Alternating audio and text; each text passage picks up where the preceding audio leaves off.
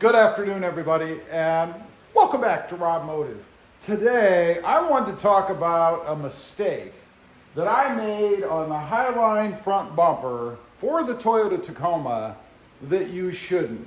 Now, before I get into that, I can't help, since I have the hood up, to take a quick little tour underneath the hood of the Tacoma. Because since I put the new intake in and all the other stuff I've done in here, I think it looks pretty darn good. You know, starting over there, we've got the Switch Pro thing in there. Every time I show that to somebody, you can see this look in their eyes, like it's some kind of technologically complicated device. And it really does look that way. Really, once you have the wiring put in for the device itself, it's not that complicated. All you do is add your accessory, hook one end over here, the ground, and the other in here, the power, and that's it. It's really just that simple. Of course, we've got the painted engine cover, complete with the little Hot Wheels Tacoma. You know how difficult it is to find these things? I actually never did find one myself. My mom actually bought me one, and then a subscriber to the channel sent me one. I still never seen them out in the wild. But anyway, the painted engine cover just makes it really pop under here, you know? And that's pretty easy to do. And by the way, there are videos on the channel for everything that I've installed on the truck. All you have to do is search RobMotive and whatever it is you're looking for instance, Switch Pro, and the videos will come up. But anyway, that's a pretty simple video. I think it looks really good. And I've got to say, it's holding up really well under there. No issues with peeling or anything like that because of engine heat or whatever. The last thing, of course, is the cold air intake. It's actually branded as Rough Country, but it's a K&N cold air intake. And the one thing that I was really amazed about this is the amount of room you have now. You know, once I took the S&B out, which I really love, but it's a big honking cold air intake, right? And technically this isn't really a cold air intake because it's open under here. It's an intake. I'll continue to call it both because that's just the way I am.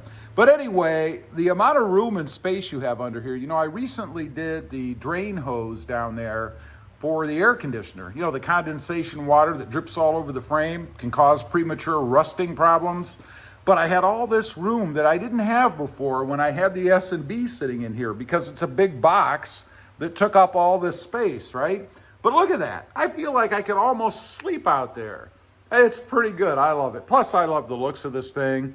I like having the exposed filter. I mean, how easy is this thing going to be to change? Just take the clamp off, pull it out, put it on, you're done. No covers to remove or anything like that. One other thing I want to mention, you know, speaking about air, there is the hole right there in the fender.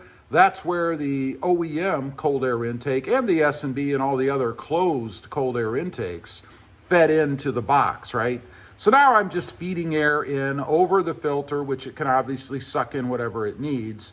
Also, I think it might keep the engine a little bit a little bit cooler because the air just flows right in through that opening. Anyway, that's just a quick look under the hood. I did wipe it down. That's why it looks so clean. Normally, it's pretty dusty. But let's get to the meat of the video, and that is really the big mistake I made with the HiLine bumper that you shouldn't make. So what I'm talking about is the cut. And this is the thing that everybody is afraid of, right? Me too.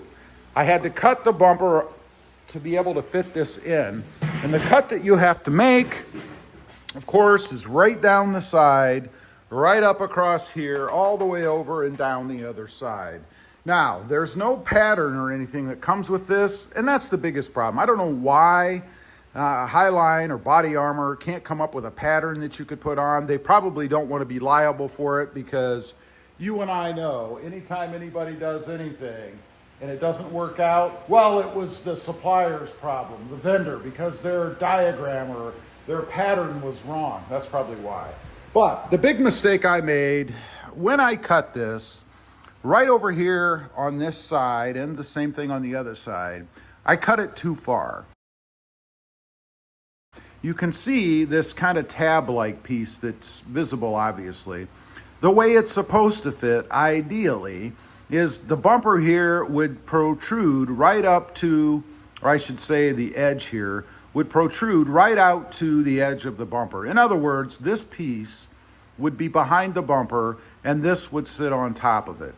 Now, is it a horrible look? I don't think it's horrible, and most people that see it probably would have no idea that that's the issue. Somebody asked me recently, you know, they're afraid of doing it because of the gap. Now, I assumed they meant a gap up here, and that if you cut this too far, obviously you can have a gap between the bumper and the top that you can see.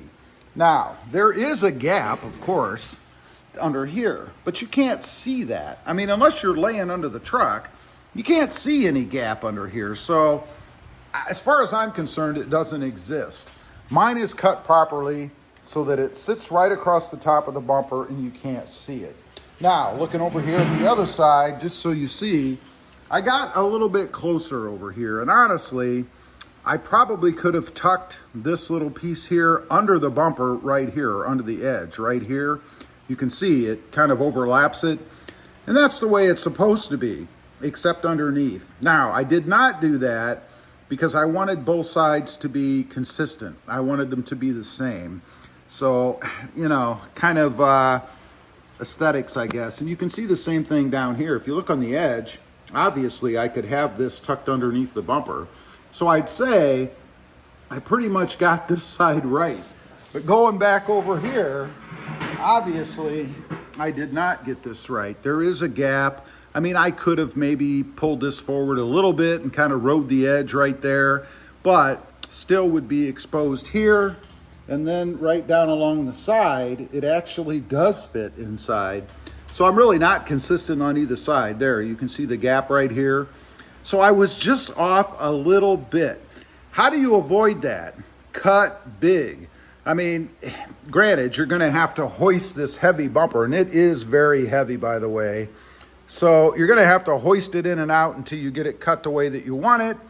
And that's where it helps to have two people doing this, I guess, so that you can kind of finagle it in side to side, because that's what you'd really have to do. You'd kind of have to come at it at an angle, stick the one side in, go a little further, and then angle the other side in and stick it in, if you get my drift. But if you do it that way, you will have what I'll call the perfect install, which I do not. Too bad, because I'm a perfectionist, and I would have liked to have had it look exactly like it's supposed to.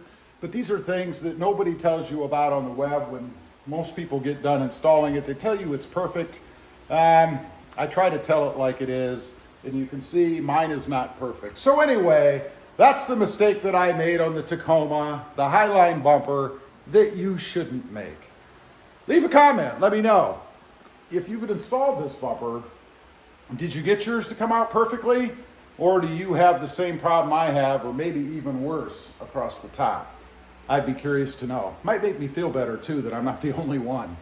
Also, I do have 2 additional channels. Mod Driven, all about the Honda Civic, and RobMotive JT, all about the Jeep Gladiator. Check them out, and if you're interested, why not subscribe? And while you're at it, smash the subscribe button here too. Thanks for watching. Stay safe out there.